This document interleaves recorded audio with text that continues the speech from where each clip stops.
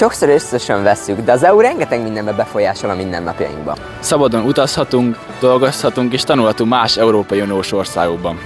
Olcsóbbak a termékek, külföldön is jár ellátás, és az uniós szabályok is védenek minket. Milyen hatása vannak az Európai Uniós támogatások cégünk életére? Az uniós támogatások pozitív hatással vannak vállalkozásunkra, ezek által tudtuk fokozni versenyképességünket, és foglalkoztatási létszámot is tudtunk növelni. Milyen hatással van a Discover EU program a diákok életére? Ez az interkulturális program remek lehetőséget nyújt a 18 évesek számára, akik utazni szeretnének, és a nyelvkészségüket szeretnék fejleszteni. Hogyan befolyásolják a diákok életét az Erasmus programok?